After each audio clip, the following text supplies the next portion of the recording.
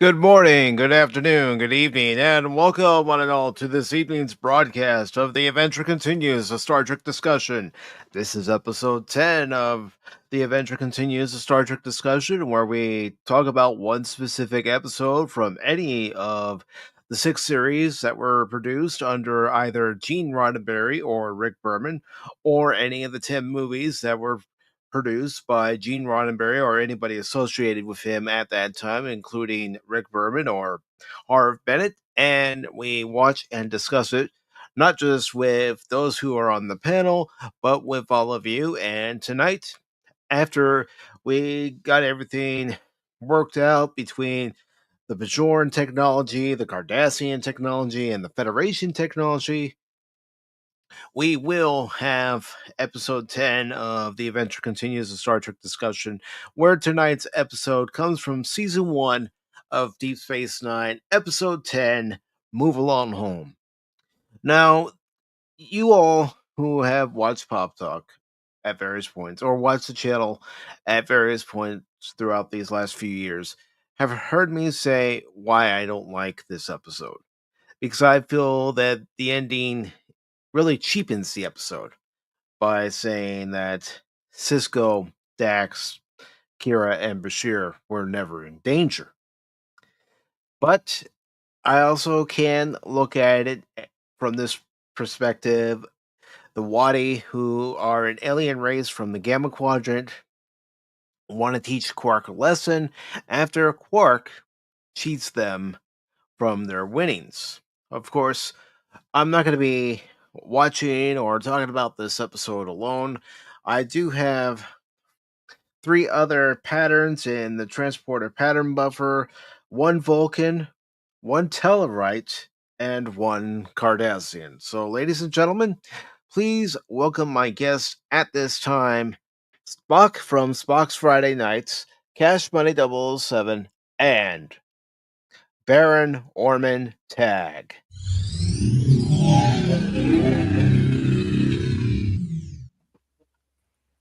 Greetings, gentlemen. Yo. How's everybody doing today? Oh, I'm doing Pretty pretty good. good myself. Yeah. Pretty good, buddy. Good.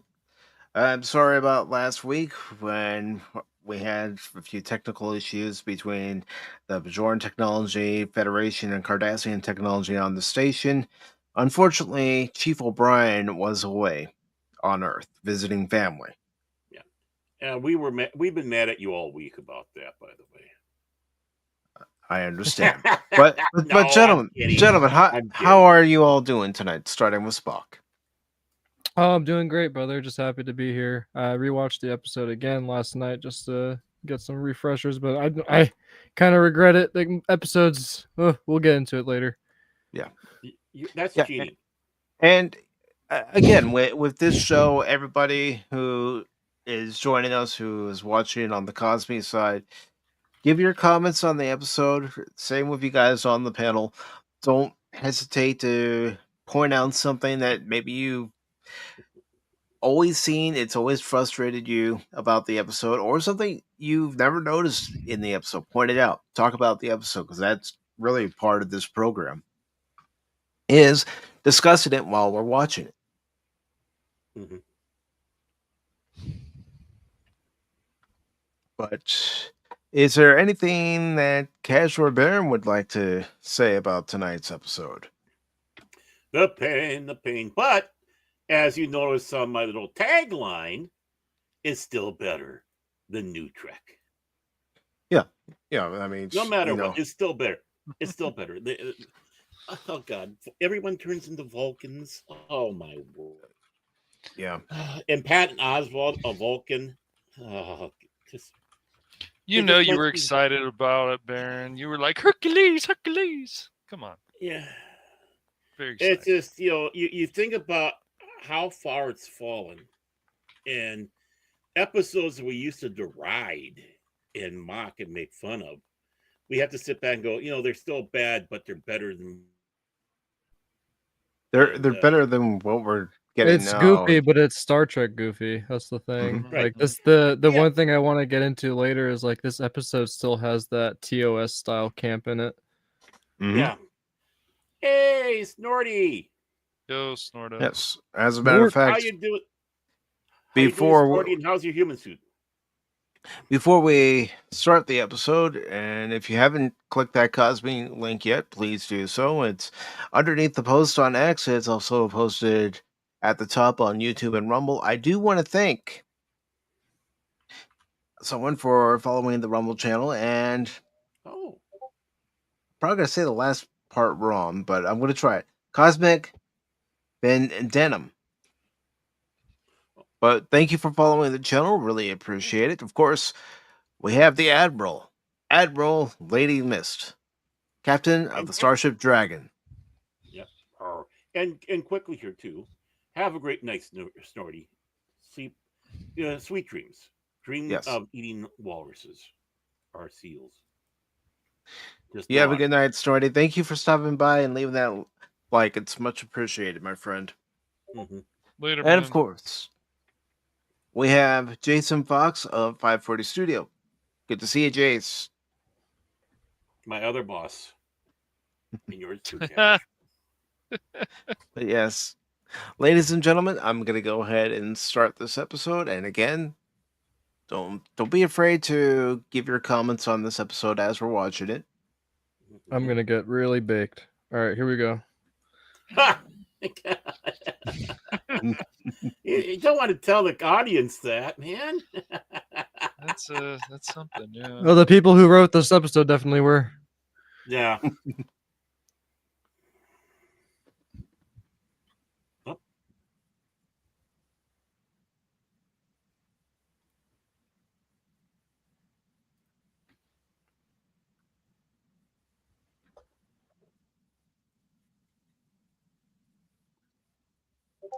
Again, the relationship, even in a bad episode like this, Mhm. is Mhm. great between Jake and Cisco. Of course.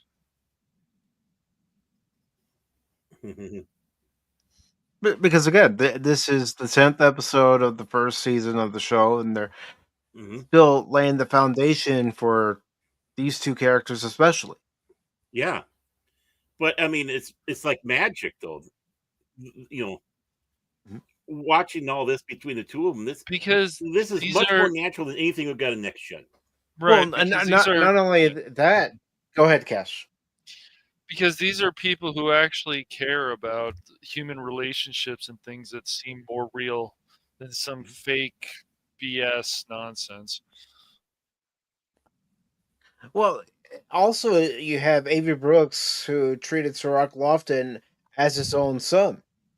Yeah, This is a show that cared about family values before. What are family values now in New Trek? family matters in the space. Is that what you're trying to say, Cash? question. Family matters, please. Not even close, Baron. And Lady Miss says hello to Spock. She also says hello to Barrett, and Hey, Lady Miss. Hello, Lady Miss. Sorry, I didn't want to talk over beautiful Kira. I had a crush on Anna Visitor as Kira. Oh, yeah. Oh, she's beautiful. So is Jadzia. hmm Well, considering she was a model. Hmm. Yeah, and this is her first real acting job as far as Carol is concerned.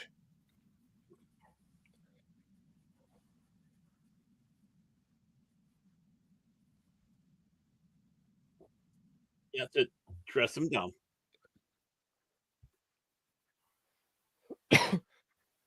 See, and Cisco's laying it down, saying, "Next time you better have your dress uniform and be prepared." Again, he's asserting what he expects, which is again Mhm. good character building.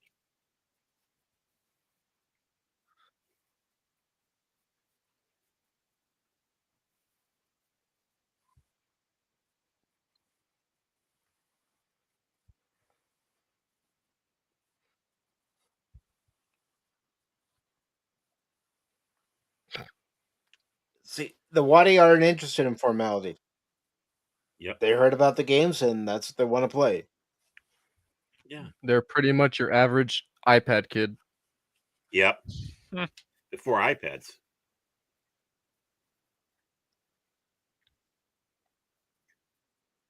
Got any games on your See, it, phone? see, it didn't matter, Bashir came underdressed. Hmm. That's why he takes it so That's good seriously. dialogue too. Yeah. It's great. But that's why he was dialogue. giving Bashir such a hard time, because the one backbone of Star Trek is First Contact, so they take that very Mhm. seriously. Mm-hmm. And in case anyone's new to watching the episodes here on the Adventure Continues, the Star Trek discussion, I let the intros play. Of I don't course. skip the intros. Oh no! No, it helps. I'm sorry, Mike. I still like the first and second season music better. Hey, I can Man. see my quarters.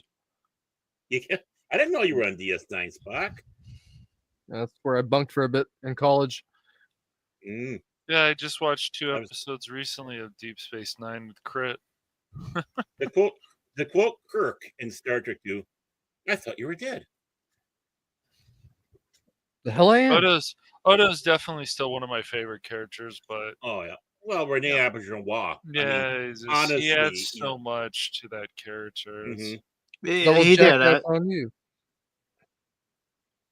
And, of course, having a holdover and Chief O'Brien, it was nice to Yep. have him come over to the show. But, Mhm. all the characters of Deep Space Nine, you start to love him.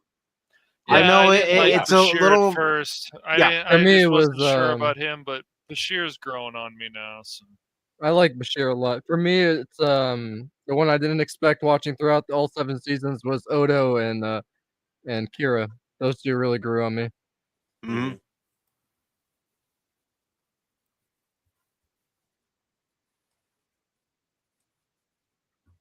Yeah. Leave it. And Armin Shimmerman. I mean, Yes, really, honestly, he was also Odo, great as the. This is like Quark's dream. Yeah. The principal in Buffy's. He's just a really good actor. It's just, They should be thanking Quark for this. Well, until he gets some, but he's the best host that they can find for these kind of people. Mhm. And here's the thing about Armin Shimmerman and Quark. He was able to redeem the Ferengi through Quark. Yep. Dabo. Yeah. Mhm. It really And gave it. Yeah. Go ahead, Baron. But yeah, I mean, he really did put that other face in depth. That third dimension, the Quark, that the Ferengi basically had 2 dimensions. Yeah, very but Quark flat, underestimates these guys a lot. The Mhm. problem with us is that we judge everything to be the same in terms of video games. Well, these guys come from the Gamma Quadrant. Their terms of video games are not quite the same as ours. Yeah, Quark's about to be surprised. And this episode was directed by David Carson, who would also direct Star Trek Generations.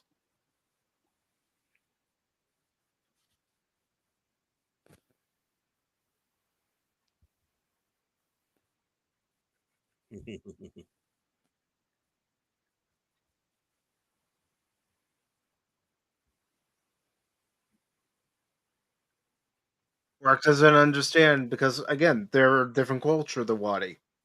More than that, I'd say like 10 times more advanced. But you're right, different culture. I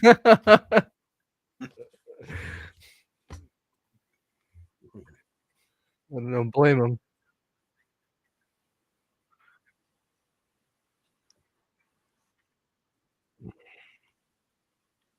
Now we're talking.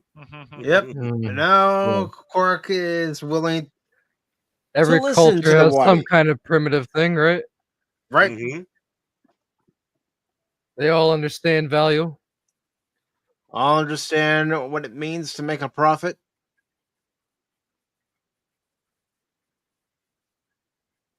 Six hours. I like that he's just kicking back with work. Yep. Oh, what else is he going to do? You know, this first. Out of all the people he chose, though.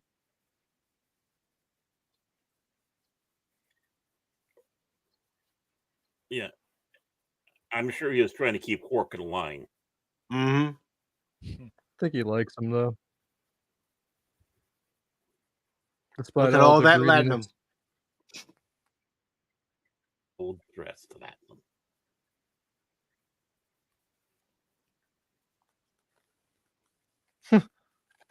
This is like I don't know, a coloring book to them. This is nothing.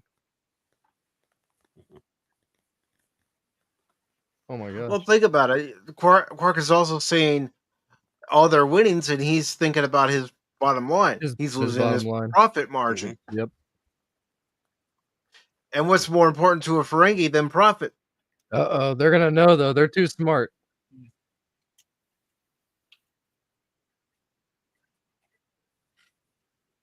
Yeah, you can Look tell at that on his look. face. He knows. I mean, They're this too is a smart, great, man.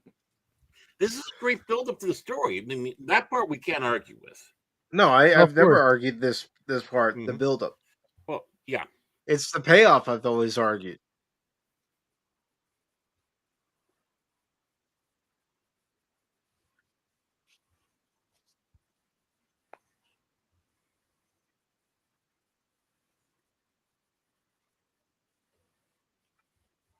He's.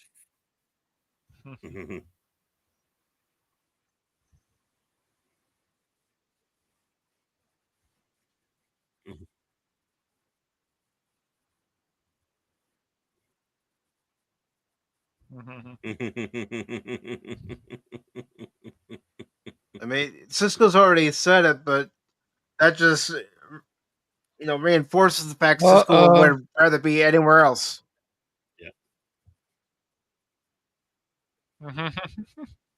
Yeah.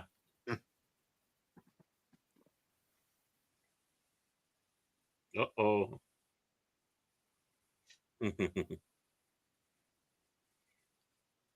All of a sudden, all that rain on Ferenginar isn't so bad, is it, Quark? Especially when you have the Wadi coming towards you.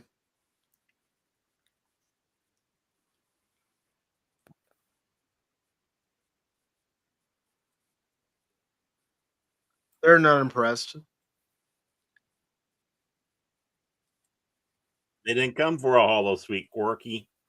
They came for games, winnings. Do you have sex on your world? Yeah, I mean that is what Quark thinks about all the time. Mm-hmm. He's even got some holosuite programs that he could probably pique somebody's interest with. Mm-hmm.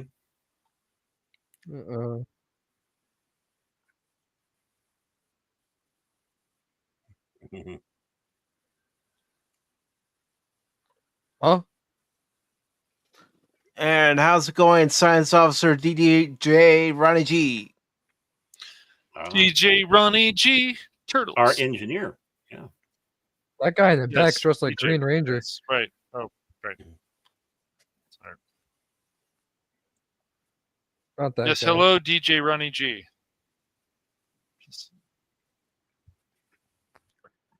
The second shop.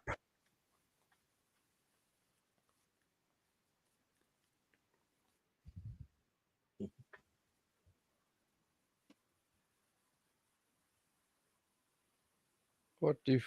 Uh-oh. What would you guys do? Is that comfortable? I guess. Not anymore. Nope. Good morning.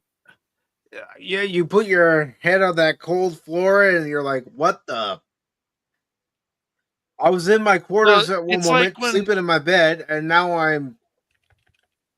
It was Where am like I? when we were Okay. watching Babylon 5, and they were the way that Sheridan and some of the other crew members were sleeping. I'm like, could I sleep like that? That's what I kept thinking every time. Well, Same what about with the Minbari? Yeah, I mean, yes, exactly. Yeah, the Minbari. Yeah. oh, commercial break. Okay. Oh, wait a We're minute. That was a back. fast commercial break. And DJ says he's got a local AI voice generation running on his server of Okay. GTX 1070 GPU, 8 gigs video RAM. Nice. Mm.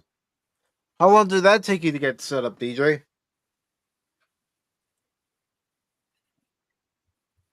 3 years later.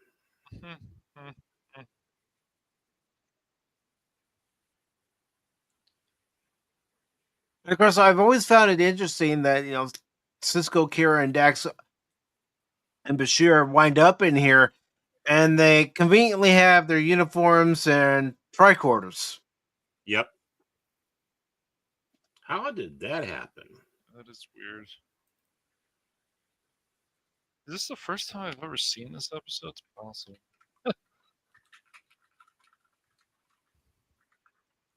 I think Crit and some other people always told me skip a lot of season 1 of Deep Space Nine. No. No. You need to see some of them at least. You. Move along. Ah,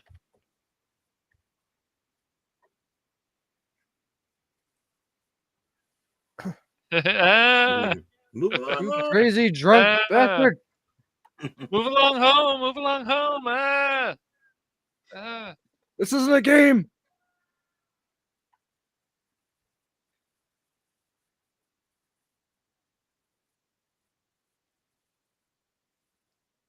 And DJ says it took him 2 hours, but should have taken less.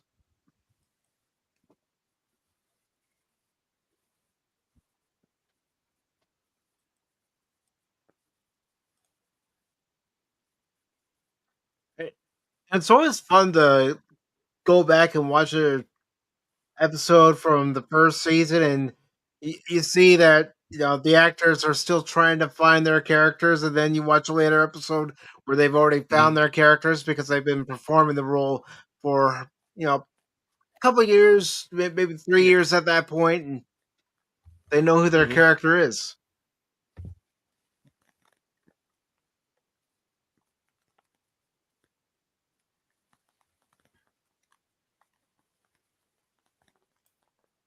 What did you guys think of all our main characters of Deep Space Nine?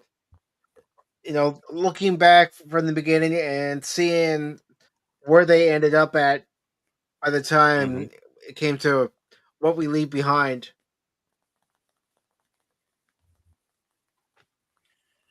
Myself, I thought they were all good characters in the show. I mean, some had rougher starts than others. Odo.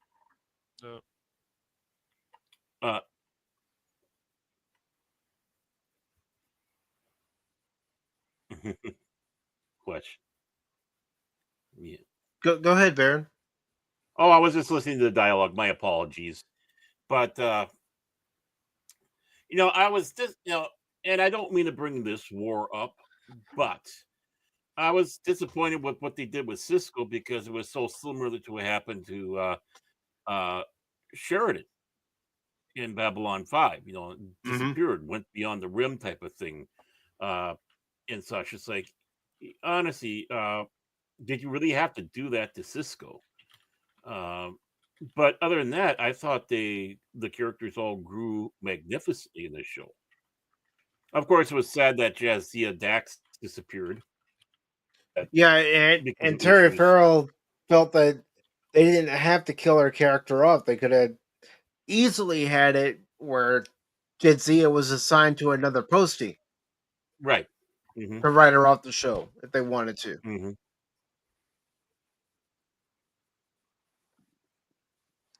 I don't know. I feel like the show was always dark and messy, so a neat happy ending wouldn't have really fit the series.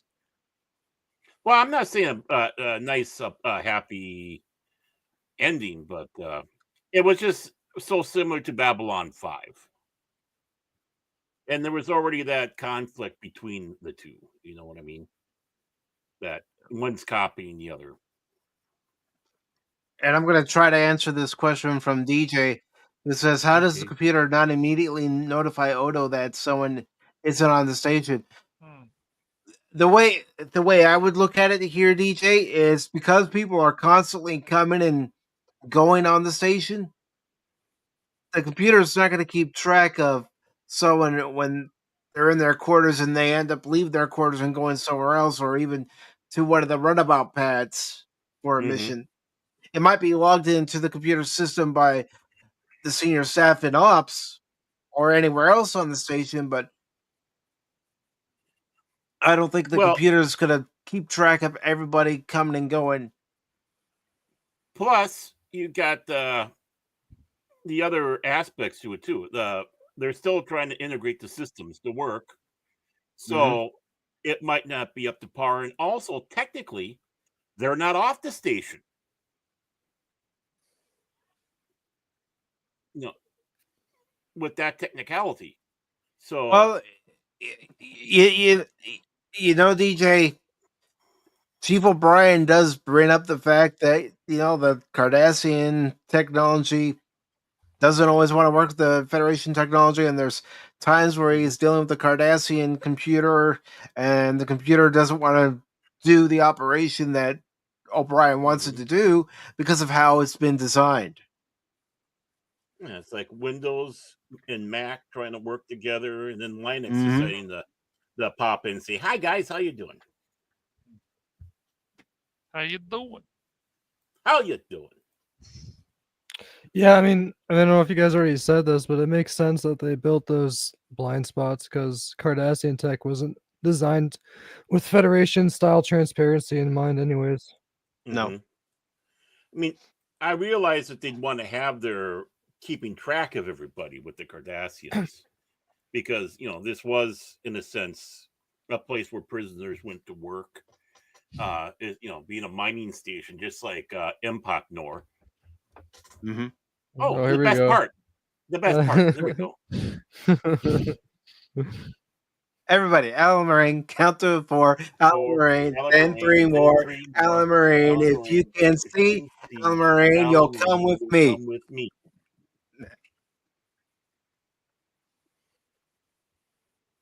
It's like the trauma. It feels like the real trauma of the episode isn't the stakes. It's being stuck in a loop chanting this. Mhm. Yeah. And she's playing hopscotch. Yep.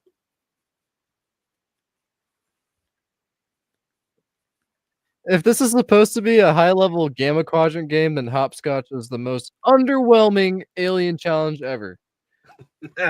Well, there was that force field. Yeah. True. And we're learning how she's able to get through that field by following the pattern. Good job, Bashir. You get to live another day. Kira's reaction here tells it though. Well, guess not. No, you didn't, because you didn't say the. But you didn't see. Right. And Jadzia, being the brains of the operation, figures it out.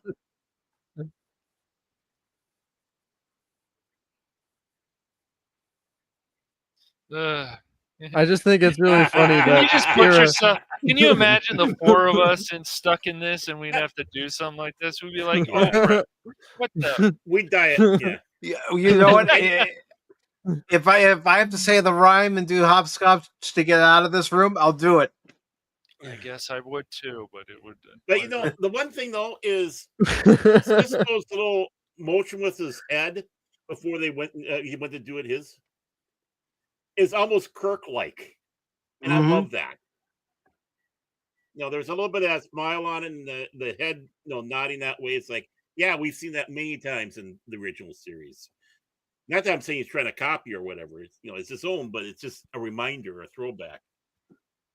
Yep. This is like the funniest part of everyone Mark remembers doesn't this see the half of bigger season picture 1. yet, but I'm sure he will. Like everyone That's remembers a- the Alan Moraine scene, whether they love it or hate it. Yeah. 10th season, 10th episode of the first season, classic. You know, it's like we're already there. The high point of Star Trek DS9. I mean, when the Deep Space Nine Playmate figures first released, the first three I bought was Cisco, Odo, and Quark. Oh no! Oh no! I can see you doing. Oh, I thought it would be the other one. Kira, Cisco, uh, Bashir, and Dax, and you were recreating that scene over and over again. Alan, No, because when I went into the Target in my area and the Kmart in my area and a few other stores in my area back then, all I could find were Cisco's and Quarks and Mm-hmm. Odos. And then when I finally did find Kira, Bashir, and Dax, I was happy about it. I never could find Jake. Yeah, there you go. Surprise, Surprise! You know, you surprise. doofus. Surprise, surprise. Weird, huh? Four officers are How missing weird? and 4 four missing pieces officers, on 4 this game game? pieces. Yep.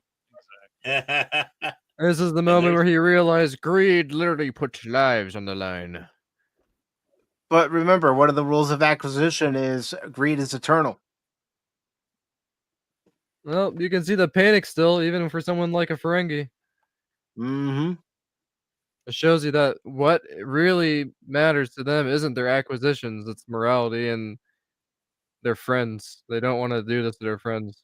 So I like that the friendship's already there in season 1, sort of. Just very rough. Mhm. This brings them together closer. Yeah, I mean, of the 4 that are trapped in this game, Quark knows Kira the most. Yeah. Right. Plus, he Now doesn't want to. that changes as the show goes on, but Yeah. But the thing is, well, yeah, Kira in this game, that is, but I mean, on the station, Odo, definitely. But, no, I think the fear is more the fact that he's thinking of other repercussions that can come down on him at Mhm. this stage of the story. It's like, how does it look that the Federation commander is disappeared because of you? Uh-oh. You know, what will that happen to Kirk? And of course, obviously, Kira, the Bajoran representative. For Bashir, nobody cares. It's like, Mhm. who? Doctor Who?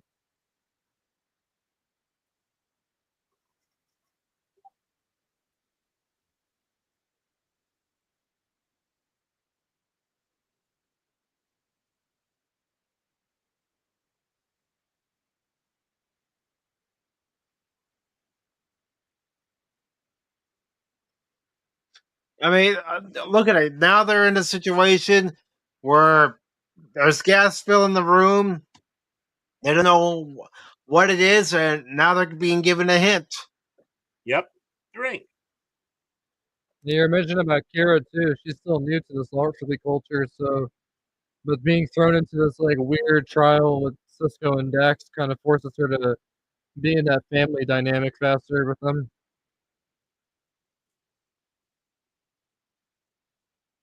She's learning who to trust.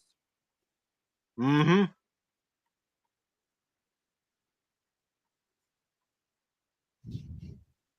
Bashir does it again. Oh, he's a doctor, Jim. I know you're not Jim. I know.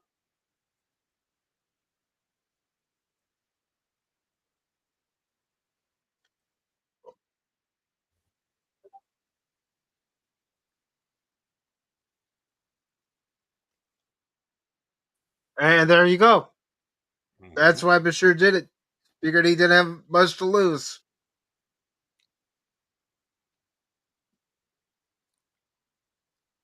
Chap 4. Huh? That was so cool. Yeah, Cisco's not happy. Yeah.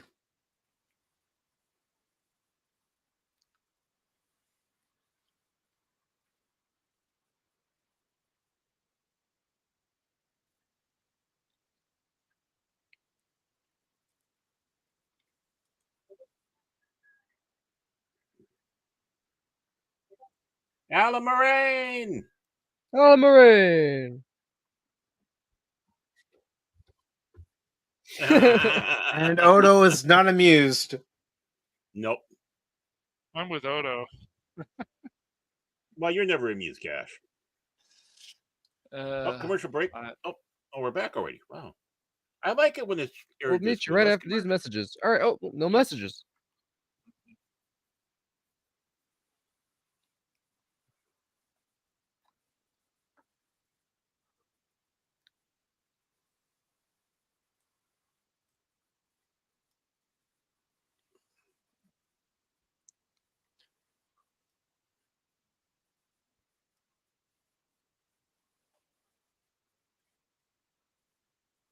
Mm-hmm.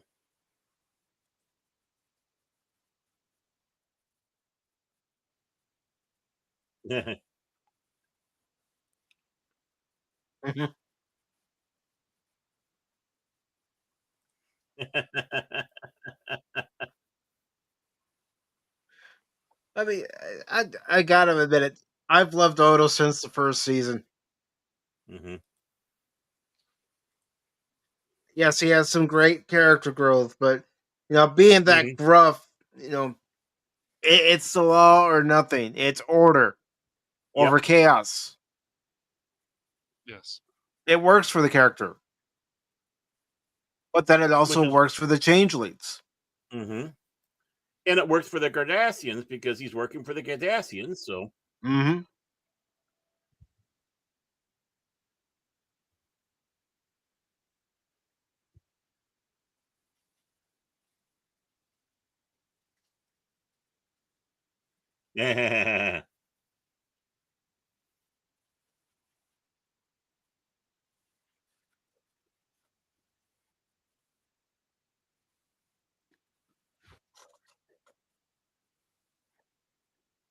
yeah, Japan.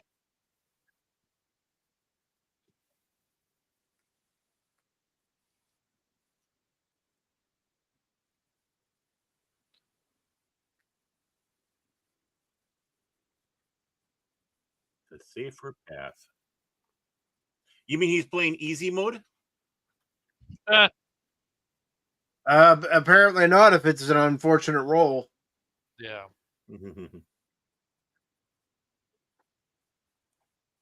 Well, you can have unfortunate rolls in the easy mode game. Is there cheat codes?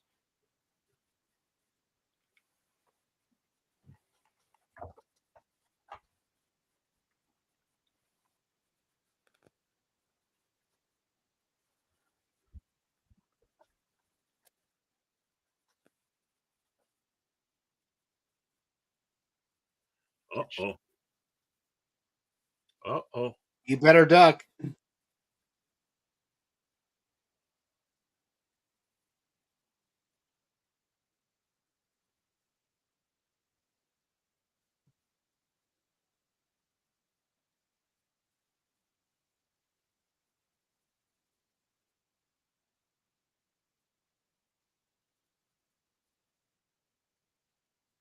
Mm-hmm.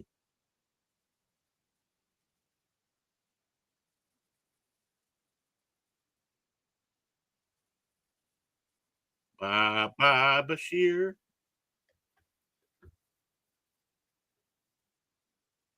It was nice knowing him.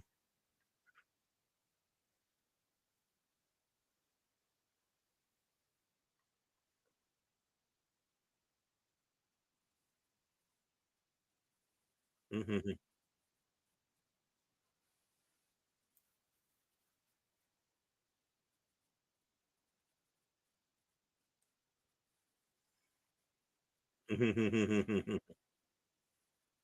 See, I have found that line rather, not only disturbing but also frightening. yeah. By telling Odo, if you want him back, you can play the game after he's done. Mm-hmm.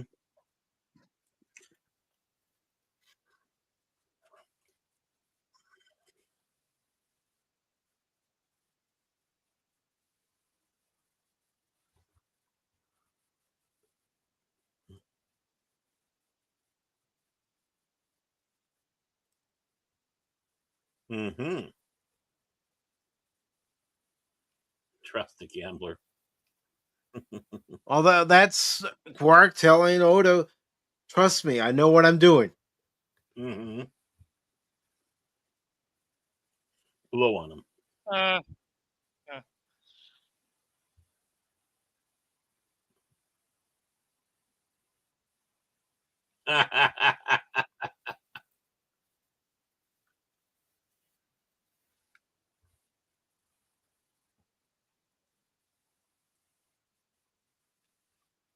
Ooh. And the look on Quark's face is like, oh no, what have I I'm done? royally, yeah, I'm royally screwed now.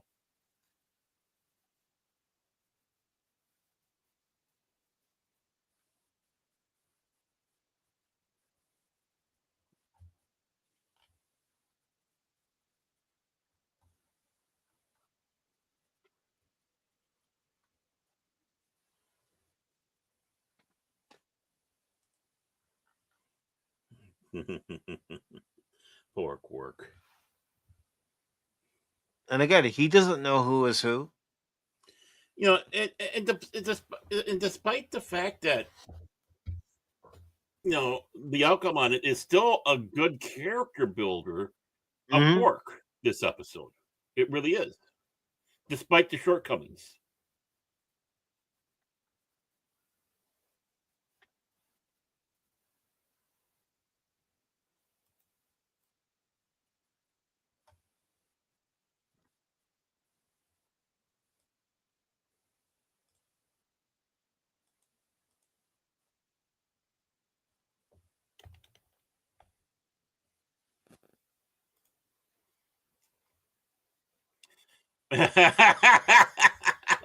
Look, those two give. But That was that's good. the other thing. Yeah, but that's the other thing too. Quark is not a killer. No, That he's a gambler, but not a killer. Right. Mhm.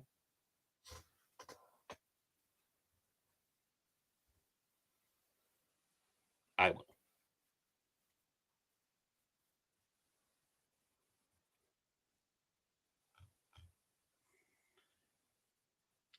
He's got a great voice. yeah, Mm-hmm. he's been in stuff too, and I can't think of some other thing.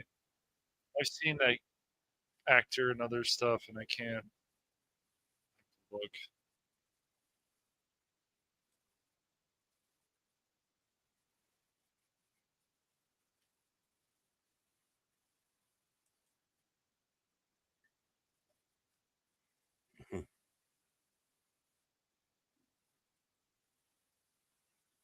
Welcome to Planet Hell.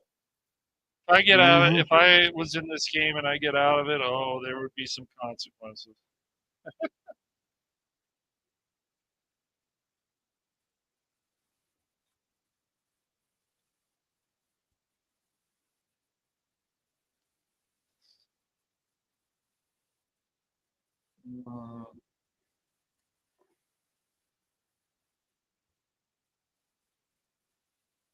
You know, the one that you're hot for?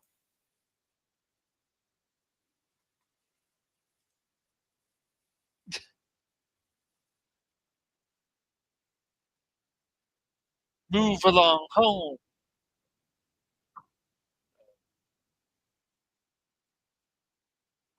That's not a good thing.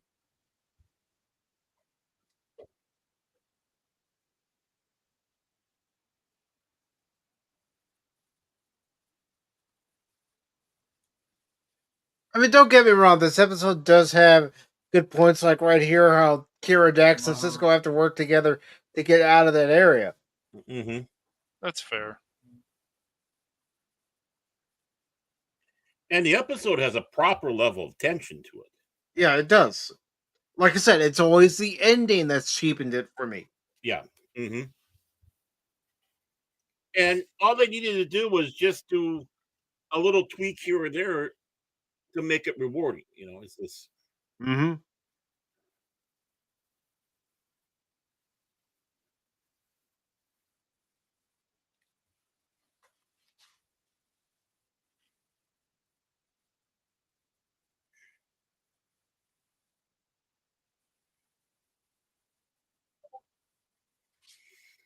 Mm.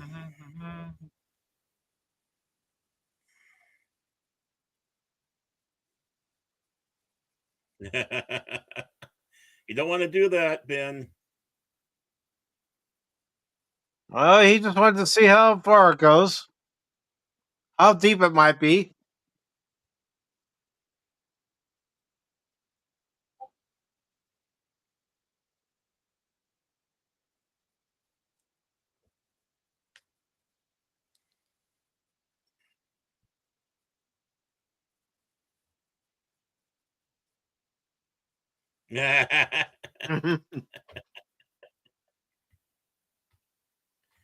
That you did. Mm-hmm. Curzon.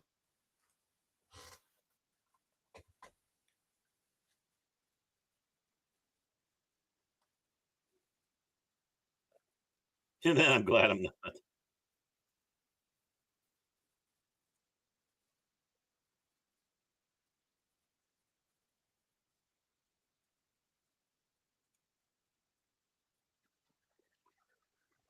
I like that answer. I'm glad I'm not the one who's left behind. Yeah, and I like that little bit of banter between Cisco and Kira, where Kira said, "Court martial me." Cisco says, "I can't. You're not in Starfleet." Mm-hmm. Exactly. It's what Cash always sat back and said. It's that banter. We miss this banter. Mm-hmm. They don't have this type of banter in the other No, one. not everything's done for yucks. That Cisco stated in fact, "I can't court martial you because you're not a Starfleet officer." It's a Well, I believable mean, line in the like, situation that they're in. right. We Mhm. didn't even get. People can say whatever they want about it, but even season 3 of Picard, you didn't have very good banter from that I remember between uh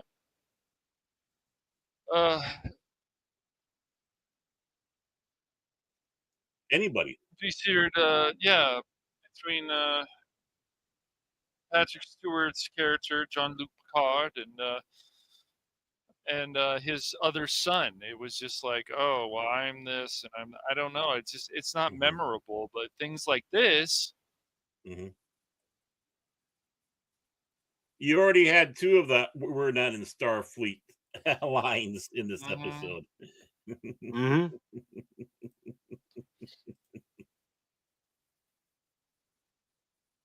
And it was silly to me, Baron, that another Crusher in a way becomes, well, I guess a Crusher becomes the chosen one because of the situation. It was just like, come on, Now, but remember, he's also Picard. ridiculous.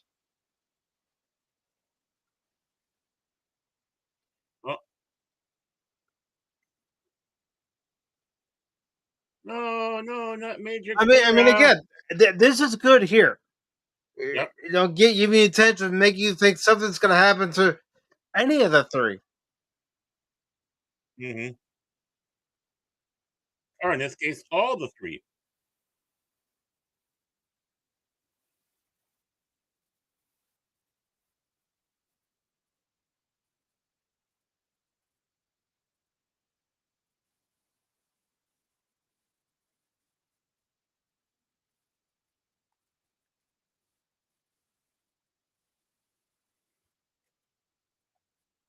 And that's why I have never cared for the episode.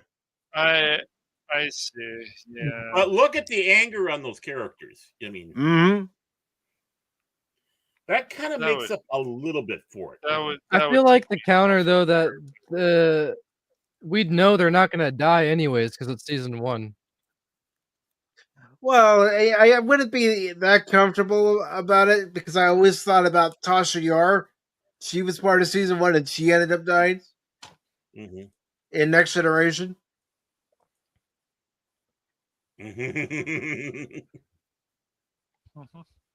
Quark.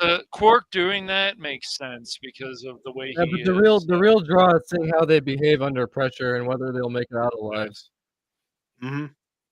I would like. I like it more when, of course, in the game that there is actually danger for the characters. Yeah. It just makes things more exciting.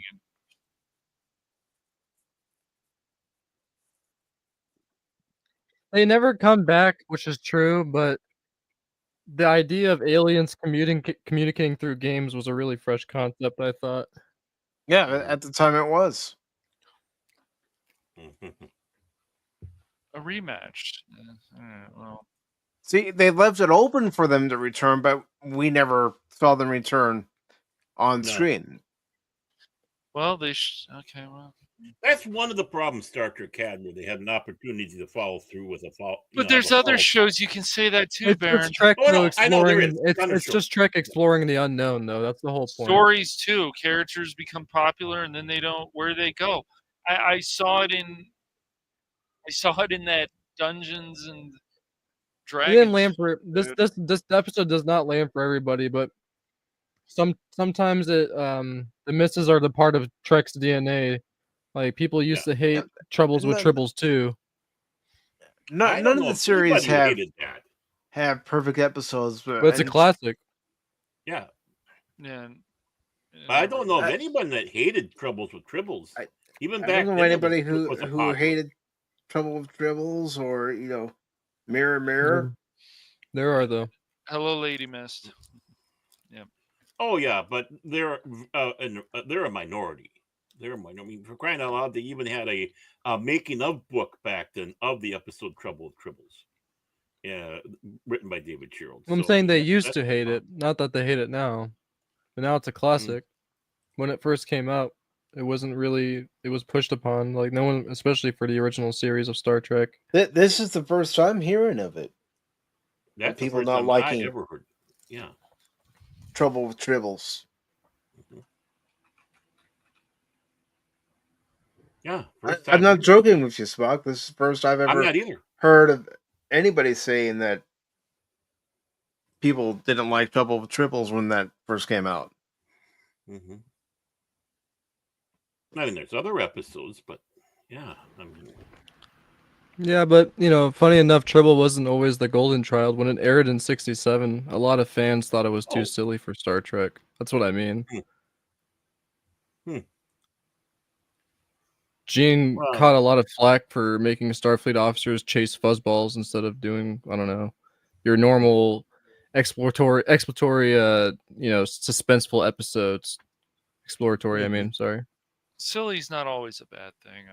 No. Even in TNG. It only became a fan favorite later once people realized Trek always had room for camp and comedy. Yep. I mean, you gotta look at it this way too. It was the 1960s. There was already camp and comedy in other TV series, so this just fit the mold. Right, just like I Mud. I mean, look at the episode of I Mud. It was more of a humorous episode with that. When stories are written and stuff, they should be open to interpretation and a lot of different ideas, not just be locked into one thing.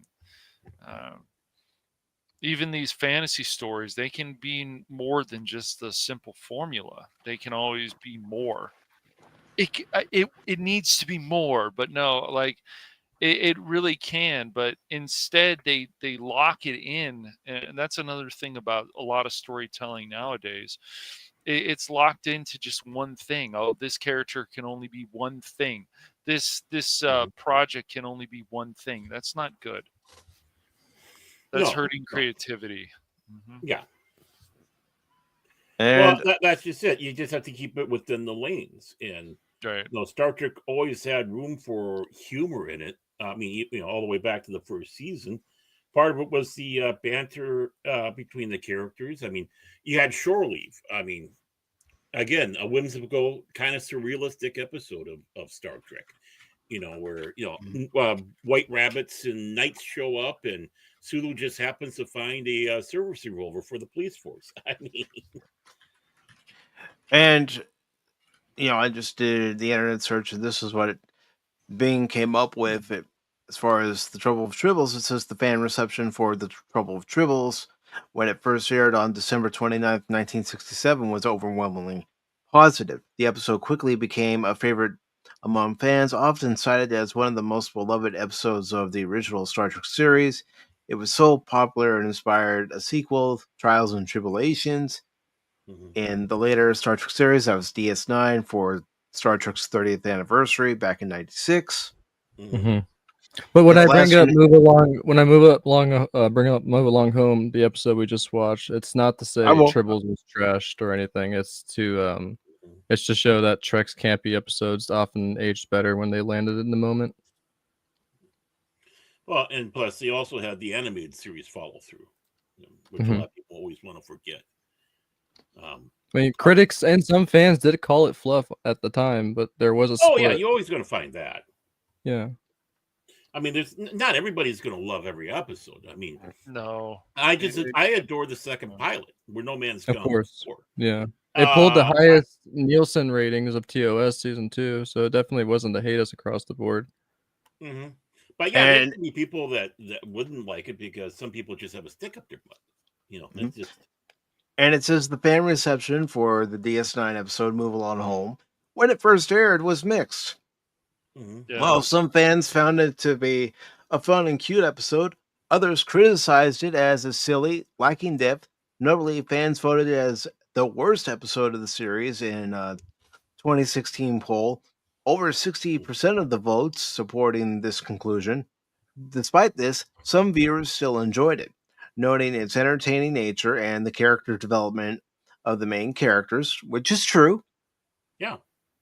Overall, the episode has garnered a polarized response among fans, reflecting differing opinions on its quality and relevance. Right. But I wouldn't have called anything about this what they were saying whimsical or whatever. I wouldn't consider. No, I no, mean, I it didn't think has- it was whimsical.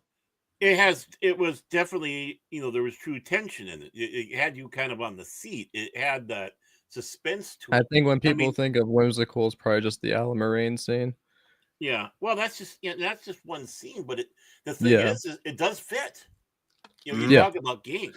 It's just misplaced nostalgia because the episode's memorable in the best way. Like, some people say, well, memorable doesn't mean it's good, but memorable at least means we're still talking about it 30 years later. So that says something. And plenty of early DS9 episodes are forgettable, and this one at least left an impression.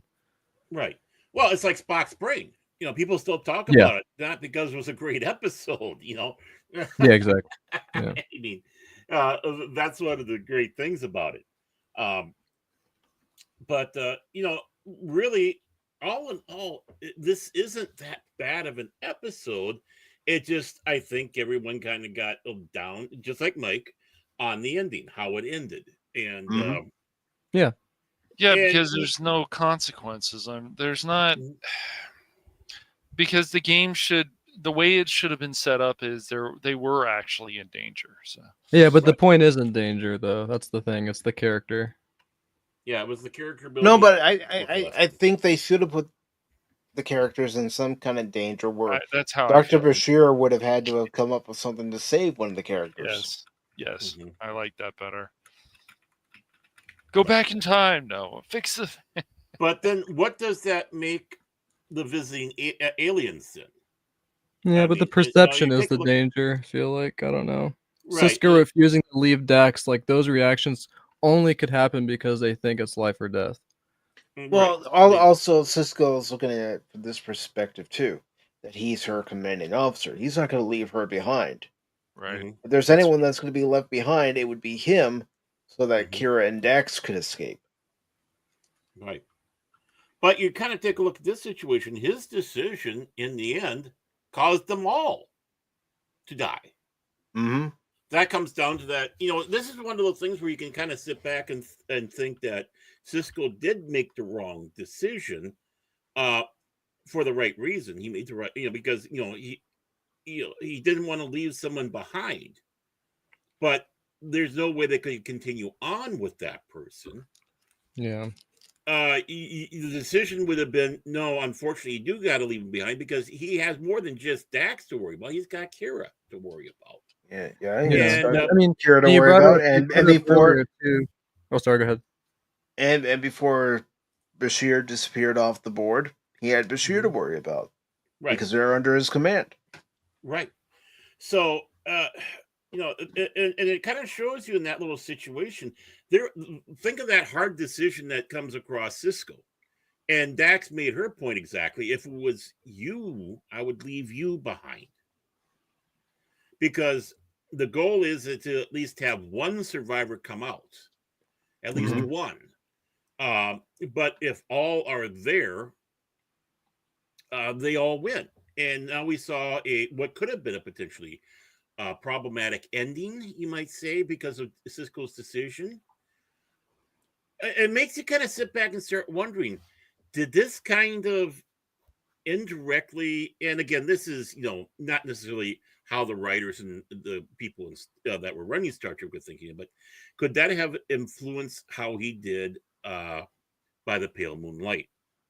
It changed a lot of his perception on how to do something about It the could show. have, but see, it's also done something else that Star Trek has always done so very well. It's made us fans go, "Was that the right decision? Right, Could he have done this? Could he Yeah. have done that?" right. Because again, that's what Star Trek always did. They always Mhm. remained neutral when it came to, you know, Yeah. current And I events, just thought of hot this because topics. I didn't want to forget because I think it was either you or Mike or Baron who brought up Tasha dying in season 1 because that's a good sharp. I brought her up. That's a sharp card because TNG was still mid season 1 and was proving itself at that time, but DS9 season 1 didn't really need, shock value deaths. It just needed to establish who these people were so that later stories would mean something to us. It still was trying to find its footing and hadn't found its footing yet. It won't find its footing, at least in my opinion, until it gets into its second season. But would DS9 really benefit from axing Dax or Kira in episode 10? I think it would Or have would hurt that the have, show at the time. Yeah. that would have kneecapped the series before it And, found its footing. But and we have to but remember. Oh, sorry. what are you gonna do? Say hypothetically, you know, Terry Farrell at that time wanted to leave the show then instead of at the end of season 6, True. or if Nana Visitor wanted to leave, they would have to come up with some way to write off the character. Mm-hmm. And see, that was the conundrum that they hit with Next Generation. It was not done for shock value. It was because in her haste not to want to be around, where if she would have waited another season, she would have probably started getting more juicier parts in the show. With Denise Crosby wanted to leave because she didn't think she was being utilized properly, and to a point, she was absolutely right at that time. Um, but the show was still finding its footing, and all she needed to do was have a little bit more patience. But she didn't want out, so she wanted out, so they had to figure a way to take her out. And okay, well, we'll just kill the character off. I mean, she's leaving. Mm-hmm. I mean, they could have faded her away or had her take off or leave some way, but it's like, okay, we'll just we'll do this. We haven't done this in Star Trek since Spock, but Spock came back. So, that was kind of the difference. You had nobody wanting to leave the show at this time. No. So, and then really, Terry Farrell never really wanted to leave the show, but she felt she had to with the way she was being treated. Mm-hmm. So, I mean, that's kind of that difference. She never, I double checked online right now. She never said she wanted to leave during season 1. Only season 6 was when her contract signed No, up. And I wasn't saying she wanted to leave during season 1. I was saying hypothetically, what if Yeah. she or Nana Visitor wanted to leave? Yeah. The show. I didn't say that she wanted to leave in season 1, just hypothetically speaking. Right. Okay. But I don't think DS9 would have done that again in their first season. One, in fear of being accused of copying Next Generation, killing off a character, in such. But yeah, you're right though, Mike. We are now talking about Benjamin Sisko's right, wrong, the pros and the cons that you had. I mean, you can have the argument within your own head. What did he do? Was it right or wrong? I think all they needed to do was have a little bit more of a tidy ending to this instead of just that abruptness. I mean, if you would have had a little bit of soliloquy from the Wadi leader there, what this was about, I think it would have been better. If he had said because you tried to cheat us out of our winnings, we wanted to teach you a lesson. Yeah, I like that better. But that everything was all left unsaid.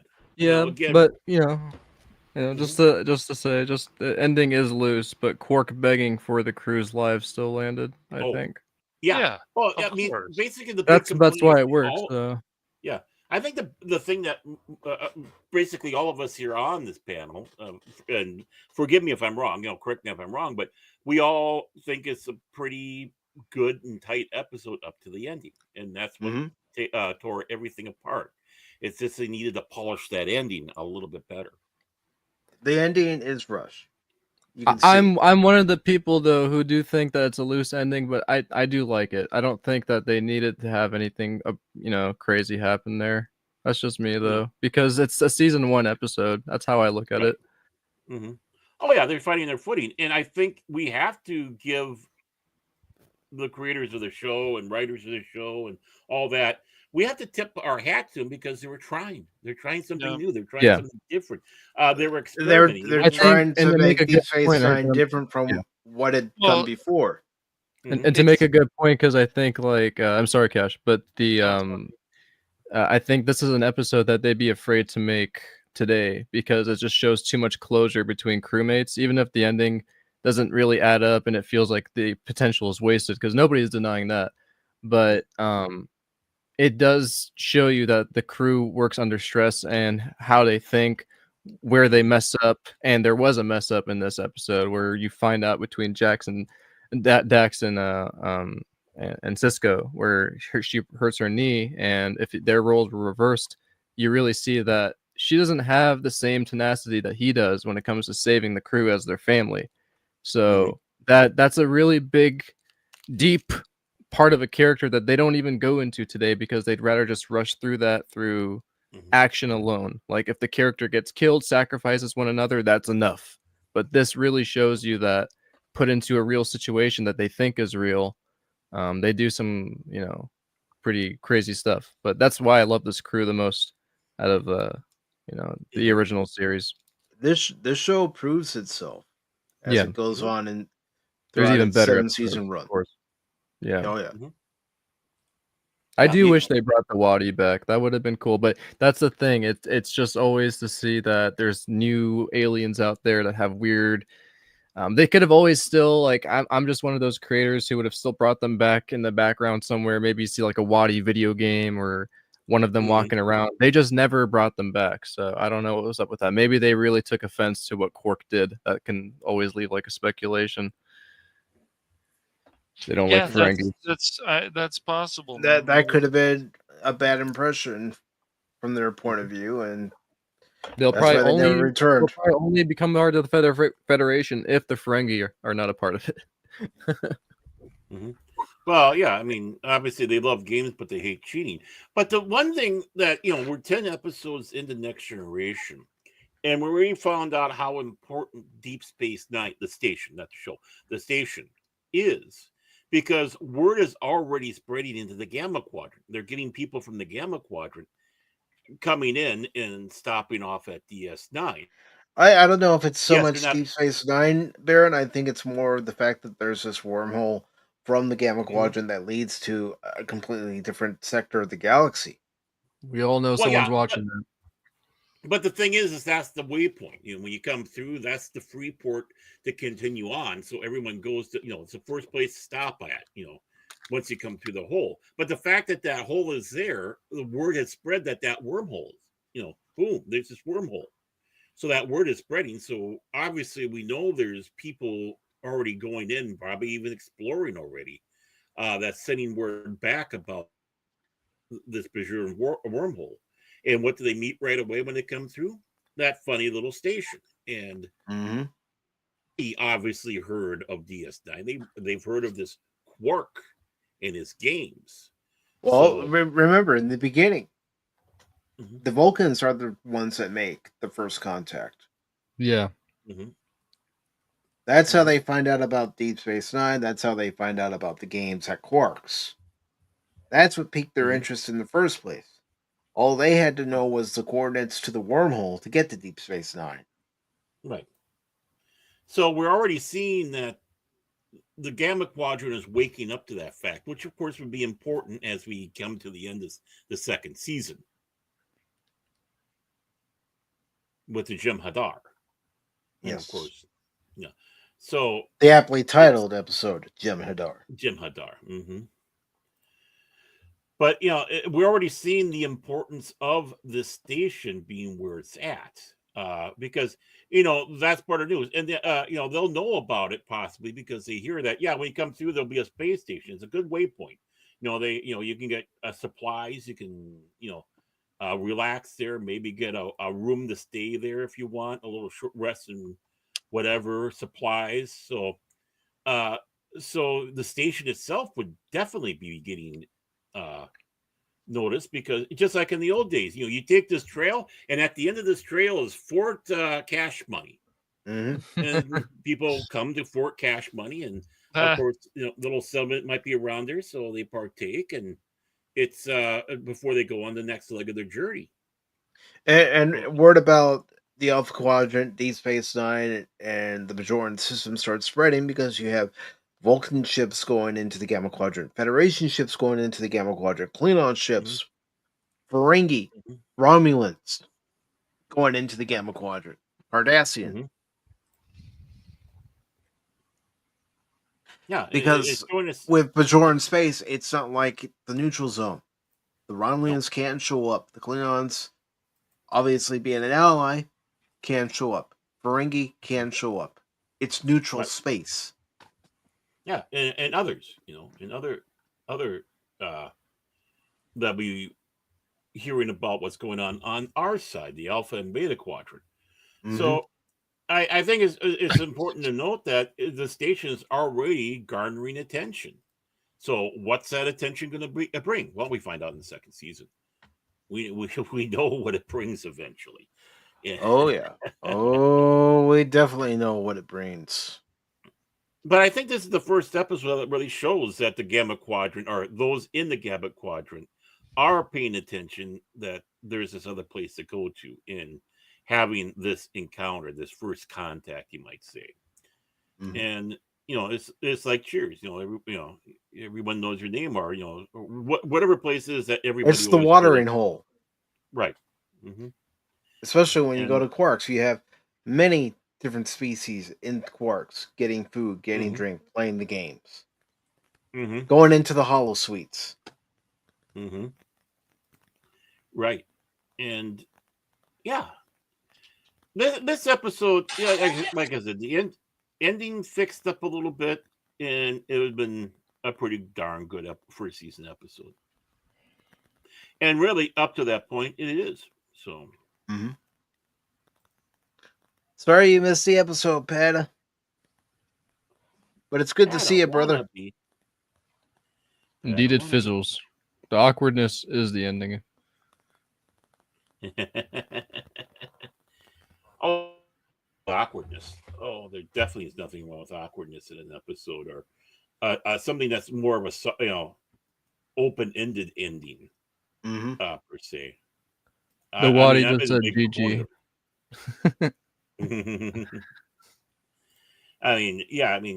I'm more than a big fan that you don't need everything sewn up.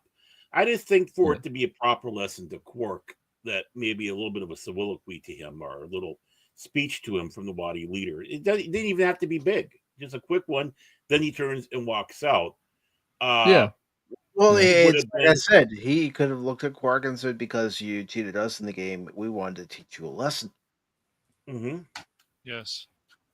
Then follow through with the rest of that, and he leaves. What he sat back and said, and just like a quick couple of lines. It's amazing how just a quick couple of lines and something can fix something. Yep. Boom. It's not that hard sometimes. It's not that complicated. But it's something that it still reinforces what this is about and what the character is going through. Are the one being affected. But yeah, it's a great character building episode. It really is. And then the reason why you had that other security officer on the station, anytime you saw him, it was because Cole Meany was away filming a movie.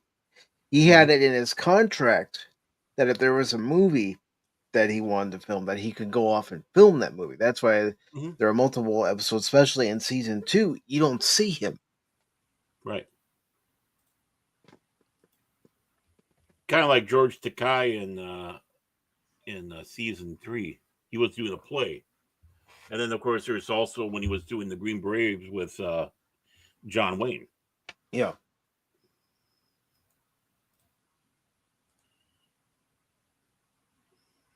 But does anyone have anything else they want to add about this episode? Good, bad, indifferent?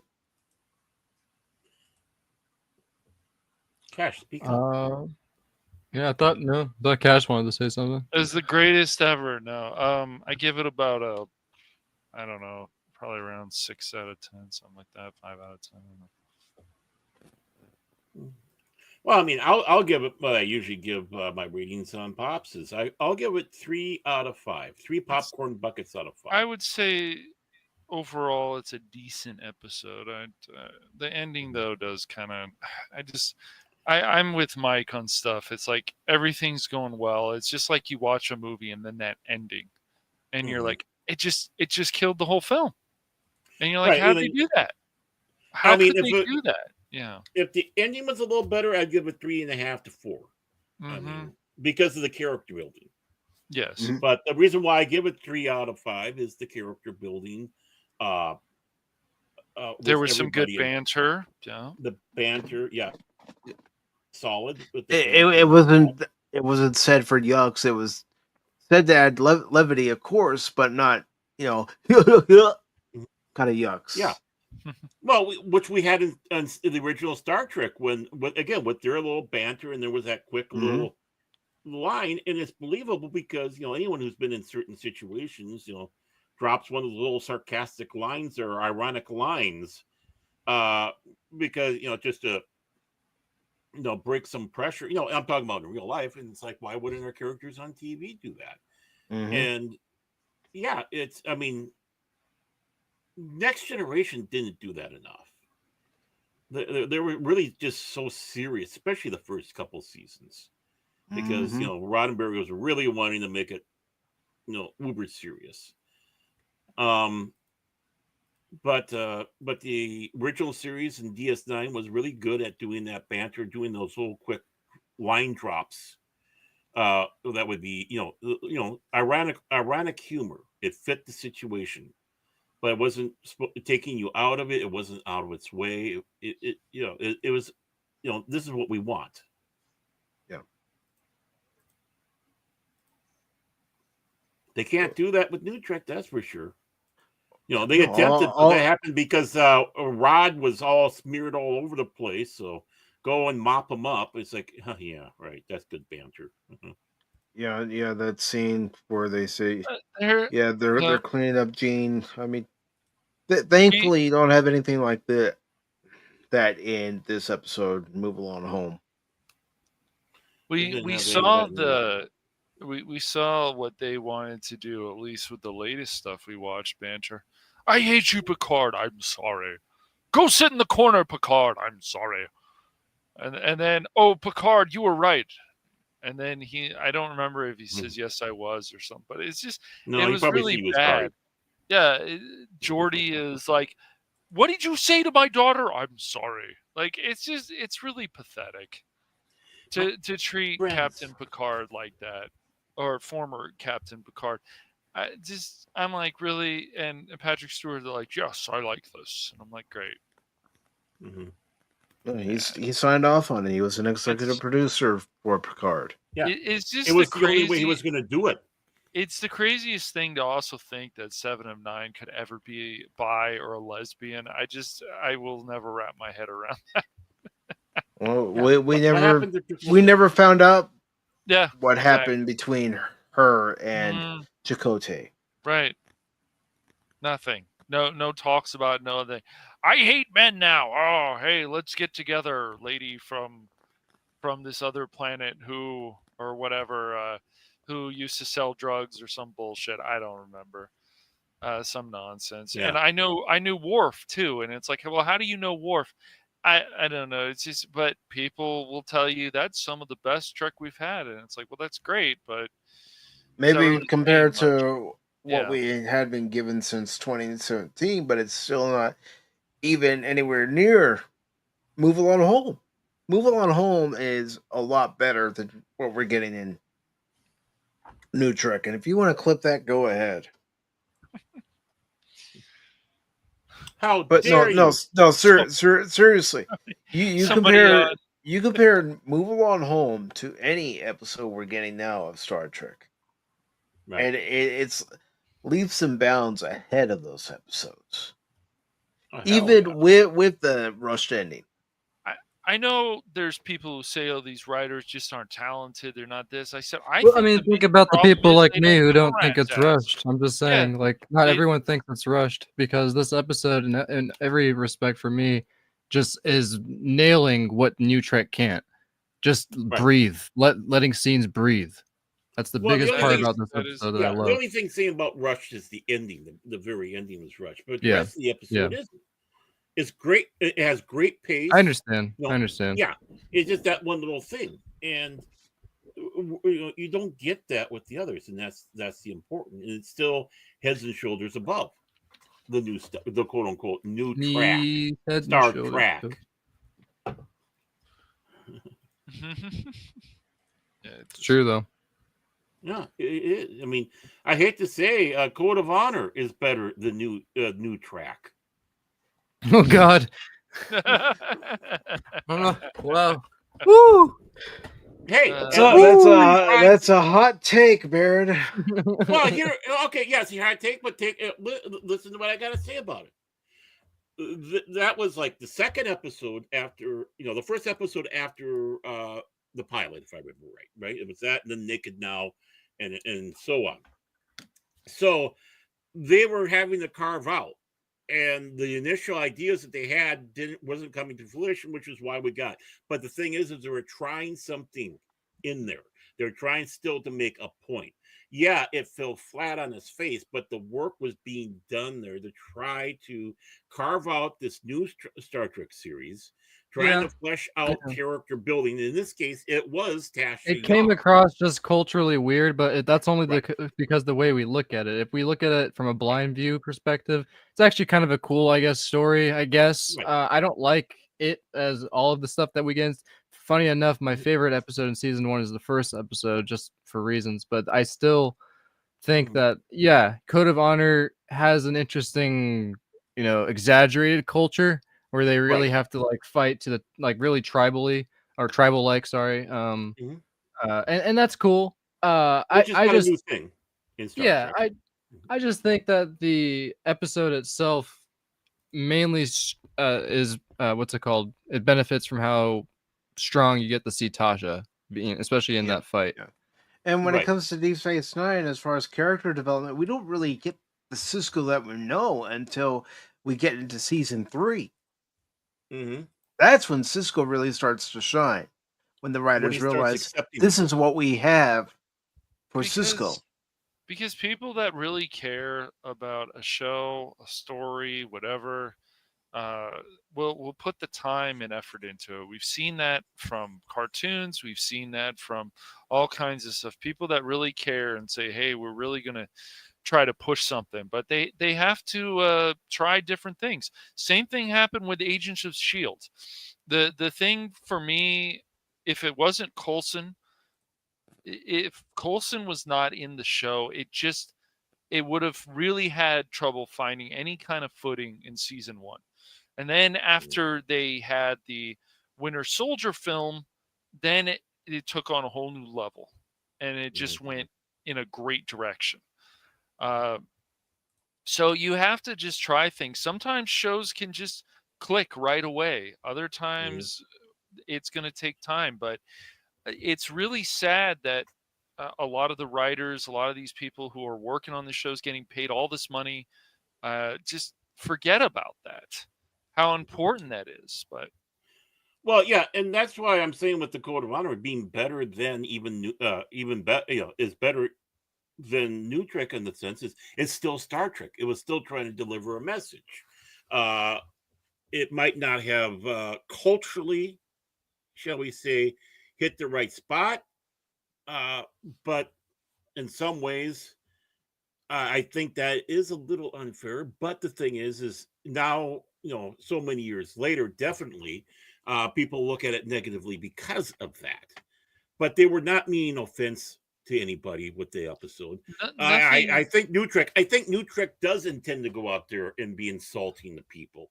Star Trek never was meant to be that. Yeah, way. no, That episode wasn't. that is the problem also with a lot of shows. Like they have to have this kind of lecture. It doesn't matter if it's an old show or a new show, whatever, or a show that they want to bring back. They start changing things. Look at what happened to Murphy Brown.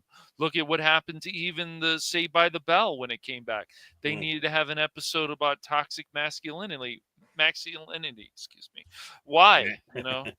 Yeah, right. Masculinity, yeah.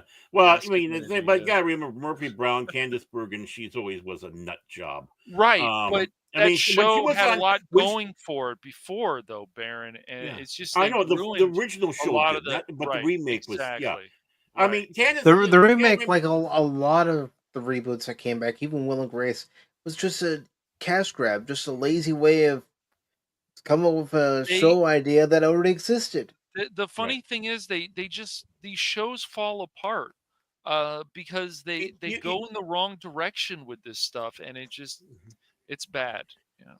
See, no one should have been surprised about Murphy Brown take two, because when she was on Saturday Night Live, all she kept on screaming was the passing the civil rights amendment, all there. And I mean, and her mom, every time she would seem to be on she would be referring to that. It's like, this is Saturday Night Live, not your personal bully pulpit. No, But Lauren Michaels allowed okay. it, so don't you blame Lauren Michaels for allowing it? You can. Yeah, can definitely him blame too. him a lot for allowing a lot of this Well, stuff, because both. they forget about what these shows should be. They forget about the fans that help build these shows, which is really, in a lot of ways, very insulting. Other people, who cares? Well, you should care. You should care. Yeah. Right. Because if you don't care, we won't care when something happens to you. Then that's right. We remember who it was. You're the ones that sit back and say, first they came for this and I didn't care. Well, yeah, you guys are just as guilty as that. That's right. So, yeah. But no, I mean, hands down, even the worst of Star Trek, of the original, the original, going from 66 to 2005, even the worst episodes they had is better than New Trek. Why? Because it's still Star Trek. You can go back and say, boy, that episode freaking sucked, but it was still Star Trek. Right. They just didn't execute it right. And this one, New Trek, it's like, who knows what the hell they're trying to do. They don't. I don't know, man. I don't know. It's just funny how there's all these comparisons to all these old shows, all these different things. It's really sad that they forget what their show was and what it should always have been. And now it's just like a lot of shows are lecture. Well, it forgot the formula, like you guys said. It swapped exploration for explosions and moral dilemmas for melodrama. And then you got character growth for soap opera plot twists. Well, the thing is, I respectfully disagree with you, gentlemen, because I think it's the situation of ignorance and apathy with them. They don't know and they don't care. Too, and there's nothing for them to forget because they didn't care in the first place. There was nothing for them to forget. All we got, it's just like Jar Jar Abrams. I don't know anything about Star Trek, so I'm going to make Star Trek Wars for my, for those movies. So now we have Star Trek Wars. And then, of course, who was working with him? Kurtzman. And Kurtzman just kind of go with that. Well, again, don't care about the material. We just, the original material. We got starships and they go all over the place and they can do stupid things and be. Well, it's funny. It's funny because Kurtzman, of course, was executive producer on the Hawaii Five-0 remake, which turned out quite well. But it's just funny how people get more of a chance. Yeah, because Trek at its core was never apathetic. It was engaged. Like even when it was that's why something as silly as this episode feels more as Trek than a season of galaxy-ending fireworks, because most of what we get these days are just seasonal arcs rather than episodic. And there's something to even be said about the Wadi never coming back too, if we think about it, because that kind of encapsulates everything into this one moment, this one episode, this one thing we can all come back to. You know, you can leave it up to the fans as to what happened to the Wadi, because they did live in the Gamma Quadrant and the Dominion was there. So you can also think point. maybe something happened to the Wadi because of the Dominion. 100%. And if the writers don't understand or respect what makes Trek, then it's whether it's apathy or intent, the end result is the same. You know, it misses the mark. Right. And I feel like the ones that they give more credit towards, like Strange New Worlds or Lower Decks, like even if they had more of an insight into what Star Trek was compared to Discovery or whatever, it still missed the mark. Like they were not good shows. No. They don't carry the heart of Trek because it's just a fanfic with a Netflix budget. Right, yeah. I mean, again, look at their most recent episode where the crew, not all the crew, but members of the crew are turned into Vulcans, and they do a bad job acting as Vulcans. Oh, man. The only one I like, and it's only like a 30-second clip, it's the episode where they all sing in Strange New Worlds, and then there's the view screen that they turn on with the dancing Klingons. That's it. That's the only thing I like. Oh, you just declared war with Mike. I think it's stupid, though. That's why I don't like it. Yeah, I don't like the show. Stupid. The Bathless But if they had to make me laugh, that's it. Yeah, Bathless Boys. Yep. It's such a dumb episode. And everything about that show, I'm sorry to say anyone watching who likes it, it's just not, it's not Trek because of the idea. If it doesn't have the intent, like I said, then it just misses the mark, because nothing is actively malicious about these shows. They just don't care enough about the roots. Yeah. The thing is what's the latest thing they had to brag about? Their big achievement? This last one with all the fake Vulcans, including Patton Oswalt, who looks like Jerry Nadler. He looks like Jerry Nadler with ears in this. I'm sorry. But the only thing they can say about this episode, it's the longest Star Trek Strange New Worlds we've ever had. It was 59 minutes. It's like, what does that matter? That means nothing. Right. You look at the first season of the original series, and a lot of their episodes went 50 minutes or more. But there was quality in there. They need to be learn discipline and try to keep these things to and I'd say a 50. You don't have commercials behind there. Get serious about it. Get back to like the original series, 50 to 55 minutes of episodes, and stick to it. I mean, they were having the same problem with Mandalorian, where you're watching Mandalorian and it was like 39 minutes. It's like, what gives? Why so short? I think there was one episode of The Mandalorian, Baron, that was only 26 minutes. Maybe that's the one I was thinking of. Yeah. But that's ridiculous. Be consistent at least. Be professional at least. It's like, this is what we're aiming for, right? And that having those limitations helps you tighten up a story. You go in there and put more detail into a story that might need it because you were falling way short. Yeah, Baron. I just found this something, because when you're talking about Patton Oswalt, I just found Strange New Worlds. Patton Oswalt breaks down playing a sexy Vulcan. That's a headline for Variety. God. What the hell, dude? Nobody. How the once great franchise known as Star Trek has fallen, but that's why I do this show to show everybody this is what Star Trek is, not what you see today on Paramount Plus. When you watch an episode of Deep Space Nine, like we did tonight, you see what Star Trek really is. Yeah, that episode even proved that Vulcans can't even escape Patton's voice. It cuts through like a batleth through butter. You talking about Penn Jillette? Yeah. No. Was he on the show? Patton Oswalt? Oswald was. Patton. Yeah. Patton Oswald. You said Yeah. Penn. So.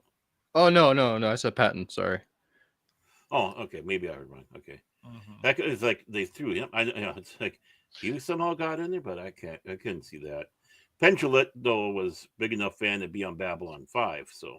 I mean, aren't Zooty Vulcans zoot supposed to zoot. be a certain height? I don't know. For me though, somewhere Leonard Nimoy is just face palming in perfect 90 degrees. Like he's Yeah. just or he's just rolling over, just hating every bit of this. Because I think I mentioned it before, not just about Patton or that episode, but um, Ethan Peck is just not a good Vulcan to me. Oh, not a good Spock. No. He could play a Vulcan, but I don't know if you guys remember Vorik from Voyager. I thought he was a way better Vulcan. Like we need more people like that who actually understand to get into the role. Because he doesn't. There's literally a scene where he's dancing too, and it's like a GIF you can find everywhere, and it's like annoys the hell out of me when I see that because Yeah, unless you were telling me not that long ago you were looking for a gif of Spock, and it was Ethan Peck showing up and not Leonard Nimoy. Yeah, Why? constantly. There would have to be a good. When do Vulcans ever dance, or when did they dance before? Maybe unless they're under the influence of something. Yeah, Okay, but I still think, regardless in any case, there was a restraint that Spock had. Even in the episode where they went down to that planet, and then everything that they were imagining was coming to life, and it was appearing right in front of them. And in the end, where I think Spock got beamed up by Kirk because he tricked them, and they were about to fight. Spock still had restraint through all of that influence, everything that was happening to him. Vulcans also in the original series, there's an episode, I believe it's a third season episode, I might be mistaken, but Spock says, I'm consuming animal meat and I'm enjoying it. When Vulcans are vegetarians.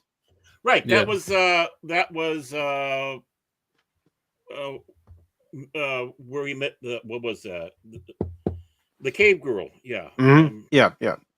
Back in, went through time. Yeah. And because, but he reasoned out what it was is like he went back in time far enough that this was still a time when Vulcans were eating meat.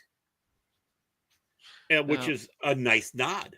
And then what's really funny, of course, is the new Trek fans, or what do you want to call them? They're like, your time is over. I'm like, what do you mean our time is over? Like, they're just so arrogant about all this. It's like they're so dumb about what Trek should always be. And seeing a Vulcan dancing, and there's really no reason for it. It's just, hey, look what we can do. Our time's not over because Trek isn't an era; it's an idea. No. If they were actually fans, sorry, but if they forget the roots, then it's on us to keep reminding them. Exactly. Mm-hmm. Well, when they I'd say, taking a look back at the eras of Gene Roddenberry and Rick Berman, because those are the two gentlemen in charge of Star Trek during its heyday, whether it be in the 60s, going into the 70s, 80s, 90s, 2000s. Yeah. Those were the two gentlemen in charge. And you can't forget, of course, Harv Bennett for the movies. No, if classic Trek was over, then new Trek wouldn't keep borrowing from it. Exactly. Well, exactly. Let's remake these episodes in Strange New Worlds, so all this stuff's happening before they even meet these people. Hey, let's have the Gorn. You didn't meet the Gorn until Sisters 3. You can grow new branches, but you can't cut down a tree. Yeah. But you don't cut down the tree. Mm-hmm. Right. And that's the thing. I don't know. It's just painful. I knew I had a take on there, but it got erased by, just thinking about how they're just going out there and, the copy paste. Oh, the thing is, though, okay, when the fans sit back and say, your time's over, they really are not Star Trek fans, and they don't know anything about Star Trek. And I do mean that. They are not fans. Why? What is one of the basic things besides, the Prime Directive that we have in Star Trek? And it comes from Vulcan. I mean, you said it, though. Strange New Worlds wouldn't be mining TOS episodes shot for shot if it was really over. Yeah, And they do their own. you don't declare game over when people are still playing. Classic Trek is still in rotation because I, every Mhm. time new Trek dips in nostalgia, they're just proving our time never really ended. Right, exactly. Same thing with Star Wars. But the thing is they've proven it because they don't know what Eric is. Yeah. Infinite diversity and infinite combinations. Yeah. I mean, that was a solid. Yeah, but core more part it's not of that. it was less idic and more I did it for the paycheck. Right. Yeah, that's what. Well, that's how it is now with New Trek.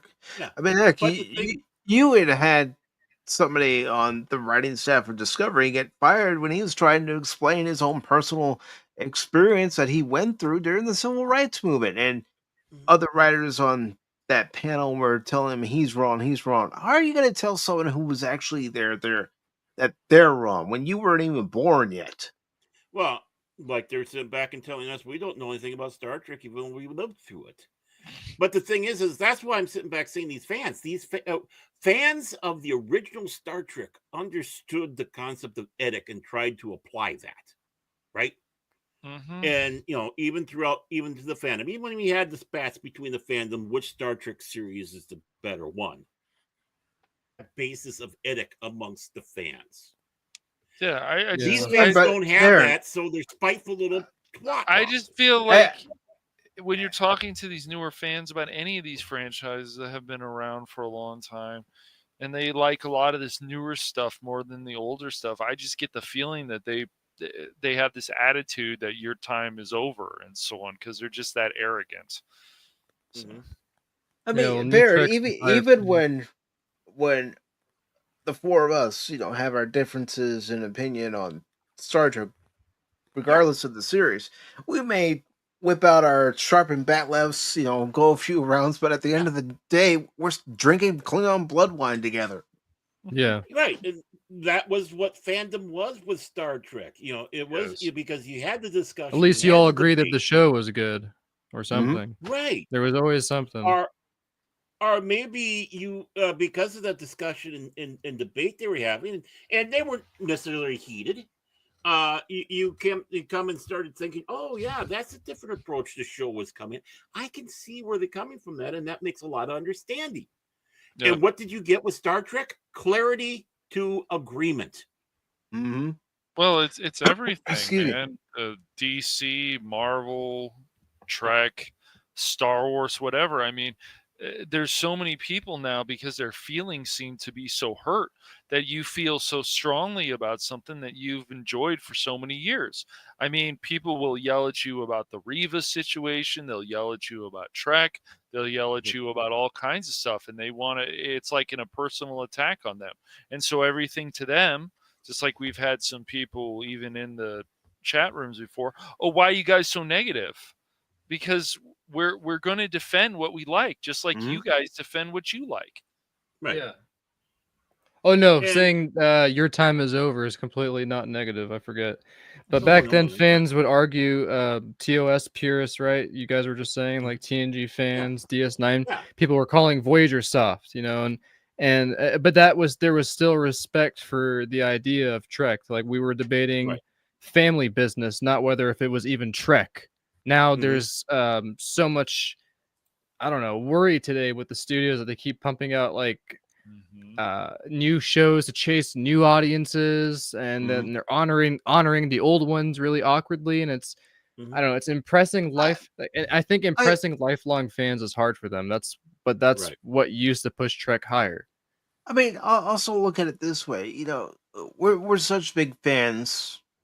Those of us who do have the technical manuals will refer to them when we're in a debate. If we're talking about the warp drive or the impulse engines, and Yeah. Class of ships, or Now it feels like instead of aiming to meet those expectations, they sidestep them. Like they make something flashy and they call it Trek, and like the JJ movies, and then they hope that the brand will carry it. And that's where the disconnect comes in.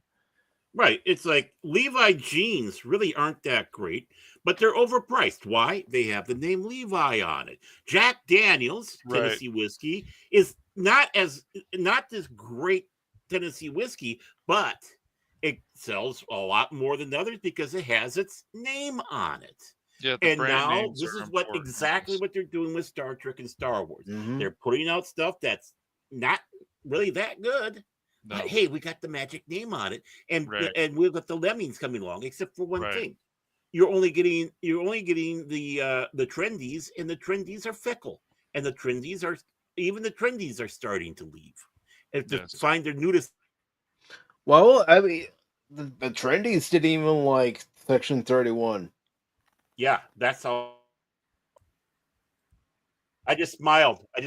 Welcome to our world. Well, yeah, Mhm. because yeah, that's a good point. I didn't. The Section 31 for me was something I really enjoyed. The side angle that they were introducing in TNG, and they also, I think, DS9, and they brought it back in Enterprise too, which was really cool. But Mhm. I think the problem is always when we circle with new Trek and old Trek is just its corporate risk versus the creative risk. And back Mhm. then, there was less corporate risk for them when they wanted to do something like they weren't afraid of doing bottled episodes like more moral philosophy hours with the inner light or something. But Well, New Trek avoids boring in the favor of spectacle because Mhm. corporate execs fear losing the casual viewers that are giving them money. But how you, is it that you, Tribble merchandise is making more merchandise money than their Discovery merchandise? That's hilarious to me. you think about Deep Space Nine in particular, when they wanted to introduce a ship for the third season. Rick Berman was against it. The studio heads were against it. Ira Stephen Barrett, other people on Deep Space Nine fought to get the Defiant. Mhm. And Rick Berman's excuse was, well, we have Voyager. We already have another ship. We don't need another ship on this show. And who knows how that conversation all went. Only Rick Berman and Ira Stephen Barrett know. But we got the Defiant, and we did need the Defiant. We need to have a tough little ship to go against the Mhm. Dominion, Right. to show that the Federation was thinking a few steps ahead, realizing that yes, the Defiant was originally designed to fight off the Borg, but they were thinking about the future of the Federation. What other threats are out there? Creative risk. I'll say in that Mhm. case was a creative risk why they introduced it Yeah. so late because they were afraid of becoming the Millennium Falcon. There was a big thing about not wanting to be like Star Wars. I'm sure. I don't know. That's just Mhm. speculation. But it was the '90s after the success Rick, of the original movies. Rick Berman in the documentary "What We Left Behind" said that he felt that DS9 didn't need a ship because Voyager already had a ship. Mhm. He didn't need to have another ship in Deep Space Nine. I know. I'm just Yeah, you had the speculating roundabout. because that's what he says on record. But it's like for me as a creative risk, I wouldn't. I'd see the hesitation personally because there is similarities between those two ships if you think about it. But the Defiant is more powerful than the Millennium Falcon by far. Well, yeah, yeah. Well, yeah, because it's not a freighter; it is larger and it's a fighting ship.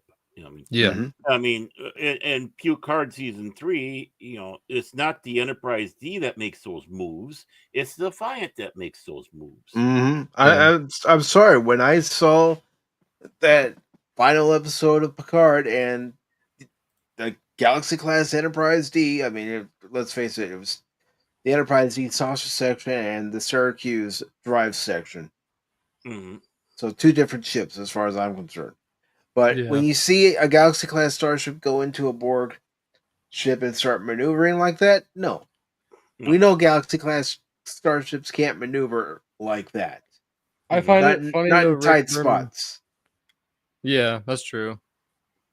I find it funny Same Rick with Berman did say that though about there not being room for another ship, and yet he has a whole episode of sending the Doctor through like some kind of holographic phone hole to the Prometheus ship that we only see in one episode and one episode only. I think it showed up in the Actually, background. it shows up in For Yeah. Voyager? yes in Mhm. Endgame Part 2 near the That's end. Yeah. true. Yeah, I The forgot fleet at about that. Earth. Yeah, that's true. Yeah, but that's Mhm. that's very forgettable, I hate to say. That ending is not my favorite. Well, yeah. But yeah, And the you have to the remember, real it is sad an part is that that ship experimental had a ship, lot too. of potential. I really love that ship in Star Trek Online. The 3 saucer Oh, yeah. separation has a lot of potential for an on-screen thing again. Yeah. Well, and you got to remember, it was still an NX, the experimental that they had. So, True. at first, you're not going to Prototype see a ton of or those coming something. up. Yeah. It's just like the Excelsior when we first saw her, NX 2000. It's like, well, she's the only one right now. I love the Mhm. prototypes before the finished result. That's just me, because like that's technically, you could say, the Constitution before they go into the motion picture version, which is like the refit, and that's the fully advanced version of the Constitution. So they basically are saying that the 5 years that they've been out there, technically 3 seasons, but that was the old prototype version of the Constitution. Well, I still love it. it also goes to real life as far as Yeah. military ships are concerned. You have the experimental version, then you have the active fleet version. Same with aircraft. You have the experimental version, and then you have the one that goes into production, fights the war. I think about the B-17, how it looked originally, and then Yeah. they I like that realized they too. had to add the Yeah. waist guns and the nose guns and the ball turret gun to Well, defend even, itself. Which is Yeah, another but- good point that Star Trek today misses, is like the battle class separation of ships. Like that's one thing I loved about old Star Trek, is they really took that seriously when they wanted to make it feel like a warship battlefield where each ship had its own class, like you're describing. Mhm. There were 12, DJ. There were 12 Constitution class starships in the original series. Mhm. Kirk actually mentions it to Khan. There were 12 like her. Mhm. Well, and then we have to question: is it 12 or 13? Mm-hmm. When he says 12 like her. So for me, my take For off me, of that would be 13, but I'm just No. going by what Kirk said as far as Yeah. the line of dialogue. Mm-hmm. And of course, the Franz Joseph Technical Manual. I always go Yeah. by. Well, he's not counting the ones that are still in production. They're definitely making more. Mm-hmm. That's my favorite thing about the Federation, is that they scare everybody else because of how powerful their ships are. Well, Well, remember, when the Galaxy class was introduced, Gene Roddenberry said there are only 6 Galaxy class starships. Mm-hmm. And we knew 3 of them. That was the Mhm. Galaxy, the Enterprise, The and then Yamato. eventually the Yamato. Mm-hmm. And then we were introduced to the Odyssey and the Venture. Right. And then they started making more. Mm-hmm. And Like they the started Farragut. making more out. The Farragut was Nebula class. Yeah, like that's the different kinds they started making later. Yeah, that's the Kit Pash version Mhm. of the Galaxy class. Literally, they Yeah. took. Use the saucer and then the Miranda base. Mhm. It's a cool Yeah. ship. I like it. Yeah. I don't mind it. I'm not a huge fan of the Galaxy class though. I just like the saucer the most. It just looks like someone stomped on a swan's neck. Oh, jeez.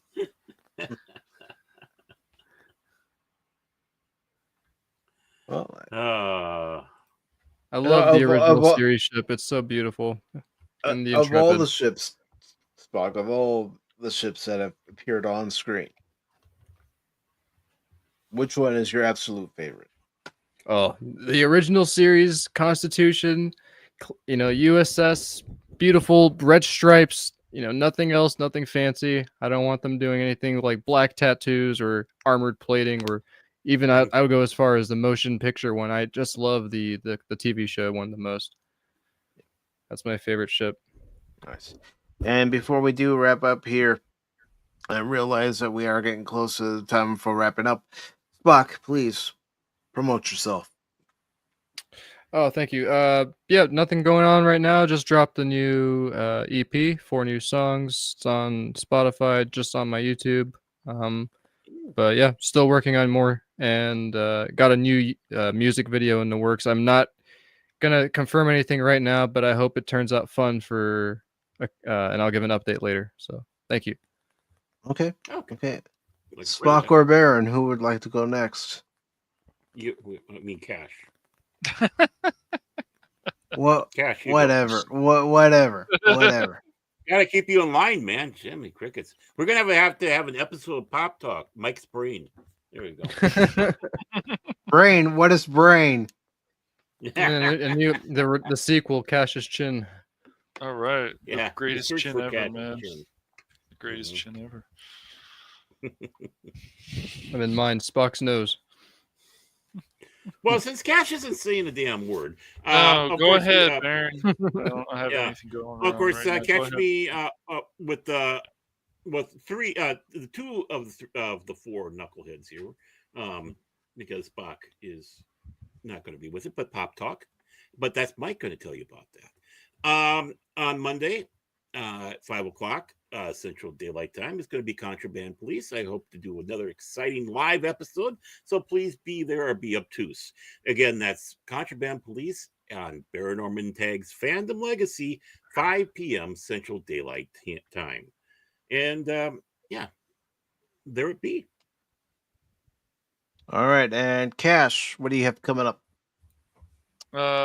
Not too much yet. Just working on some things right now, but hopefully after everything calms down with what's going on with Mike and stuff, we'll Well, start getting things back. We'll talk about it backstage. We'll talk about it backstage. Is your profile picture like a cover of a new movie coming out?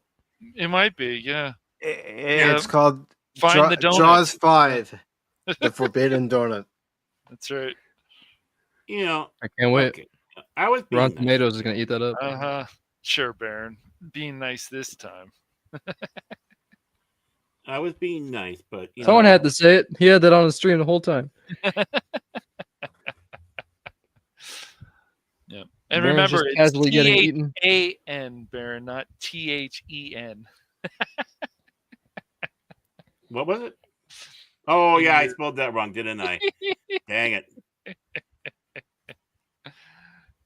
Shit. Oh, okay. For that one, there's your significant other. There you go. But as far as what's coming up on Pacific 4 and 4, there will be a couple streams this week. Of course, there's going to be a stream tomorrow at 1 p.m. Eastern Daylight Time, and it's going to be a double header as we watch 8 Man Out and A League of Their Own. 2 great baseball movies, but 2 great movies in general. And then Tuesday, I'll be playing some WrestleQuest. I'm trying to get that game finished. I still don't know how much more of it I have to get done, but hopefully we're at the halfway point by now. And then I've decided, because I don't know, because I'm essentially on call, but I moved the double feature of Mad Max and The Road Warrior from next Wednesday to this Wednesday. So that's what's coming up on Wednesday, and I still don't know when I'm going to be streaming on Thursday. I didn't think I was going to be streaming at all this week, but I called last night and I was told that the date's been changed to next Monday. So I've got to play it by ear. So, but his agent has promised him that he will be in that Midol commercial. Right, Baron, right. But I do want to thank everybody for joining us tonight. And if you weren't able to join us while we were watching the episode, well, tune in for the next one, because hopefully I'll be able to do one in a couple of weeks. And in a couple of weeks, that'll be September 20th. And the episode I have chosen to watch and discuss with all of you is A Piece of the Action. I just need to get a few of those heaters. You know, Krako's got, a couple of those heaters that Kirk gave him. That's the Give 'em back. That's the only photo novel I have from the original series. The photo novels come out. That's the only one I have. Piece of the Action on the shelf behind me. Maybe I'll read that before the episode. Well, I don't have a guest lined up, and the reason why is because I am on call for this thing, which I did elaborate a little bit on Thursday. So watch the end of Thursday's Mega Man X4 stream. You'll pretty much get why I'm being vague for a reason as to what I have to do. But because of it, I haven't lined up any guests because I don't know when or if I'm going to be available to even do streams certain weeks, because I'm on call for the whole month. So, Anonymous, it is good to see you, brother. Thank you very much. Always appreciate you being here, brother. But I do want to thank, of course, Cosmic Verdenim for following the Rumble side. Thank you very much. Of course, Admiral Lady Mist. Thank you. Jace of 540 Studio. Thank you. Snorty. Always good to see you, Snorty. Hope you get a good rest and hope your human suit is still fitting you right. Of course, DJ Ronnie G, the Padawan to be, Tree Rock Creations, and Anonymous. So thank you, everybody. Have yourselves a good night. And as always, live long and prosper.